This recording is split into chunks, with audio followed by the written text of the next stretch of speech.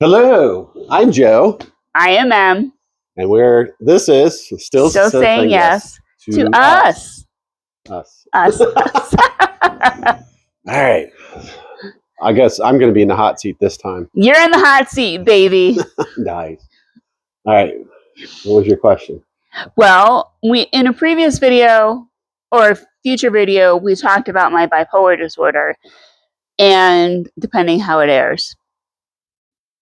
And I thought this would be a great opportunity to talk about the fact that we just made it through the shutdown and you're a public employee and how it impacted our home, our budget, and our moods, because it did. It affected you greatly. Yes, it did. Unfortunately, I'm one of those people. How would I say that? That I have to do something.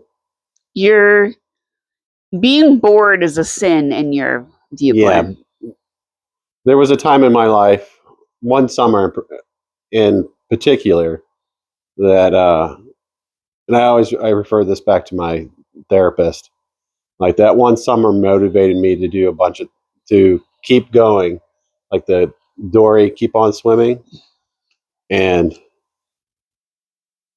this shutdown for me, it was my first one. I missed the last, would have been the longest shutdown previous to this one by like a couple months, which was awesome.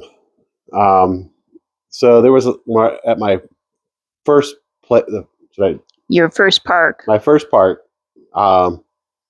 Most of the coworkers had gone through it, and they were like, "Yeah, it was like a paid vacation."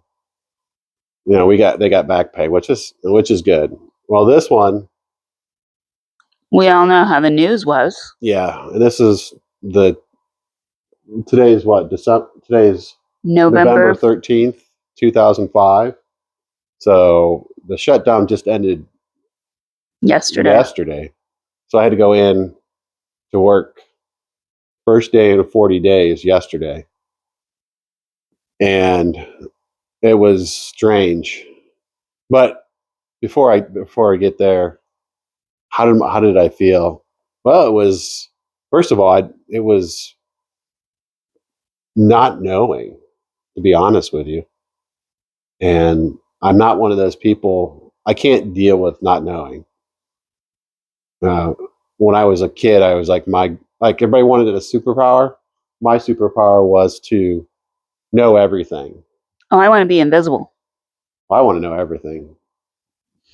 Too much information. What's that? Too much information, too much knowledge, too much power. Well, here's destroy everything. Well, here's the thing. Once you know everything, then you can walk away. You're like, I don't have time for you. It was like there was a movie about a guy who knew everything and he just disappeared because he already knew everything. But anyway, but yeah, it was like when it was the last day of September, and we're all sitting there fortunately I had my boss. She's awesome. Yeah, she's awesome. I couldn't ask for more. She was kind and caring. She realized that now I'm one of the older. I guess I am the oldest on the staff. No, you're not. No. I'm only. He's got me by a year or two. He's 53 and I'm 51. So he'd already gone down through the shut off. So he thought it would be like a paid vacation. I'm like, dude, what are you talking about? But the last day of work before the shutdown, my boss was like, all right, I know this sucks, but we're all going to go through it. We'll get through it. And if I had to choose again, if I had to choose whether I had a male or female boss, I definitely take a female boss or a supervisor. It made the unknowing anxiety much easier to deal with. Yeah. Like, I don't know. we have a potluck coming up on Monday because your park missed everybody. Yeah. That's even my boss's boss. Yeah. She's in charge of I guess it would be the home park. So it was all. I mean, it's not. It was. Shutdown is difficult because while you do get back pay, you're worried about. I don't work. I am a student, and because of my bipolar disorder, I'm disabled. So I don't work. Yeah. So that I feel like it leaves the burden on me for everything. So be it. It does. It does leave a huge burden on your shoulders that you've borne for the last 30 years very well. Well, yeah. Okay. Well, thank you. I'm serious. But it's like but see, I don't see it as a burden. I'm like, you know what? I want to do more.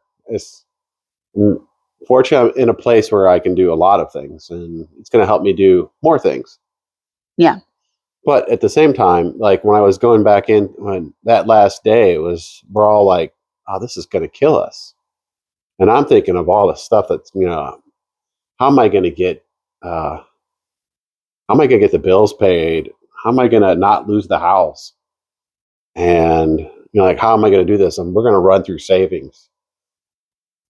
And it's just all that stuff. It's that stuff that right before you go to bed, it just keeps running through your head like a mouse on a wheel. And that's what it was. And and I don't drink. I don't do any kind of drugs anymore. Not that I did it anyway. Yeah. But I would say drugs. I say alcohol is a drug.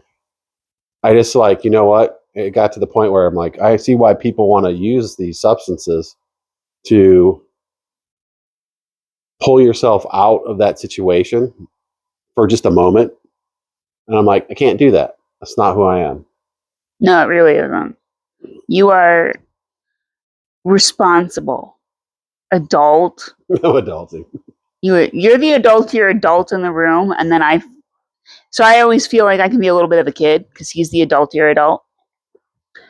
But for now, for now. What's changing? I don't know. But what is it? Yeah. Then it started. Then you hear all the it was what was it during it, because of all the drama that happens around it. You get sucked into that drama. Well, it's because I got sucked into the drama because there was nothing else to do. I mean, I did stuff around the house that I had been not that I kept throwing to the side. And then once I did them, I'm like, what do I do now? Because unfortunately, I'm like one of those people that I like routine. I mean, I get up. See, I have to be at work at 6:30 in the morning. I do 10-hour days. But here's the thing: I'll get up at 4, eat breakfast, and leisurely go into work. And if I have to, I'll take a nap in my car. But that I picked up that habit from my last job because I was working in St. Louis and I was living an hour outside of St. Louis. So in order to make sure I was on time, I'd always leave like, what was it? 4.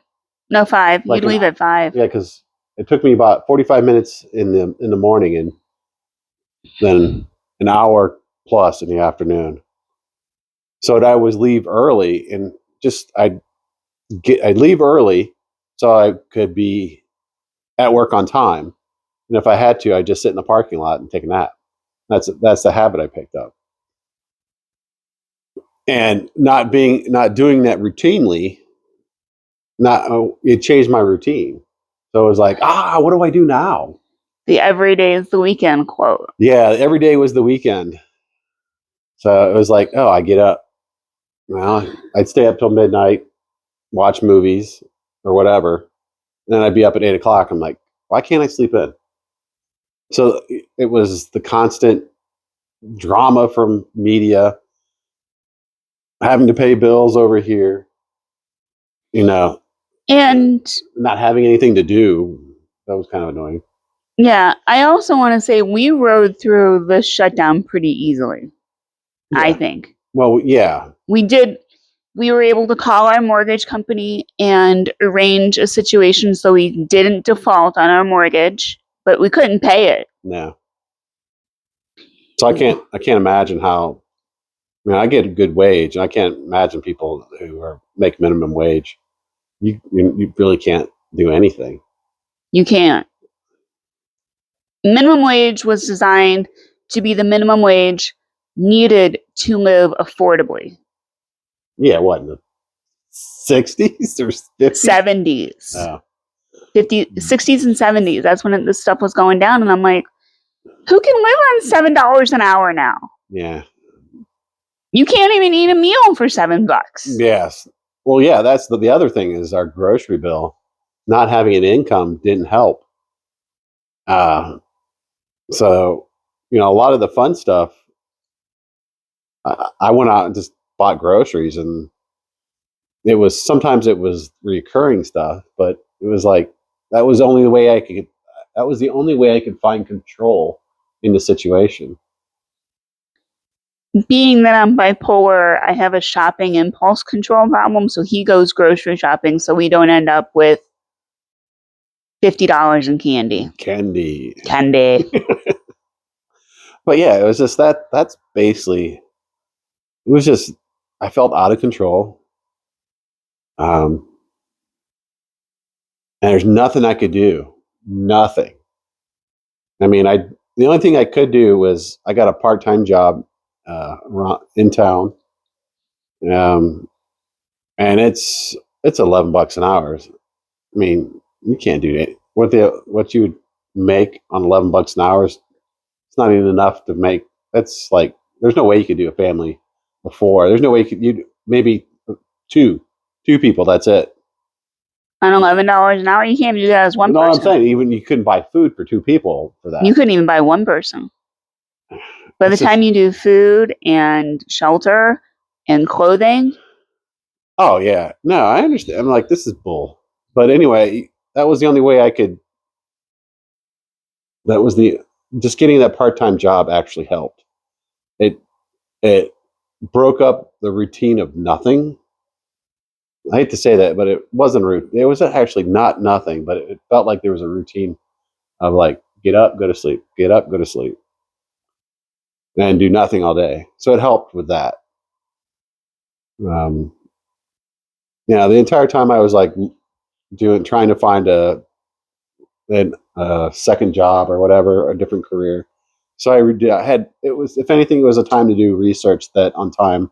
It was time. It was the time I had time to research other career paths, whether it be stock trading or starting a business. Starting a business. Yeah, that's it. Starting a business. So I mean, it was a lot of things. Now and this YouTube channel. Yeah, actually, yeah, this YouTube channel and my other one, Ohio Tool Description, were born out of this, of the shutdown. And I have another one at some point, and I'll mention it. But yeah, it was 40 days of not being in control of my life or not having control. Somebody else in Washington had control of my life and could, by the touch of a button or a sign of the pen, could just ruin me. And there was also times that thought crossed my